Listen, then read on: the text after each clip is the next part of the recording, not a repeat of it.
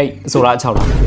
ဒီနေ့ဗီဒီယိုမှာတော့ Sheep Max နဲ့ Clean Max ကြောင့်ကိုဆရာဒီနေ့ရှင်းပြပေးမှာဖြစ်ပါတယ်ဘယ် Max ကကို့အသားရည်အတွက်အကောင်းဆုံးလဲတကယ်လို့မှမသုံးတာမမှန်ဘူးဆိုရင်ဘယ်လိုမျိုးထိခိုက်နိုင်လဲဆိုတာကိုဆရာရှင်းပြပေးမှာဖြစ်ပါတယ်Sheep Max ဆိုရတော့အဓိကအဖြစ်ရေဓာတ်ဖြစ်တင်မှုအတွက်ဆရာတို့အသုံးပြုရတာဖြစ်ပါတယ်ဆရာတို့ကအဲ့ဒါသုံးလိုက်တယ်ဆိုတဲ့အခါကျရင်ကိုယ့်ရဲ့အသားရည်လေးက fresh ဖြစ်ပြီးတော့ကြည်ဝန်းဝန်းလေးဖြစ်စေတဲ့ active ingredient တွေတို့ထည့်ထားပေးတာပဲဖြစ်ပါတယ်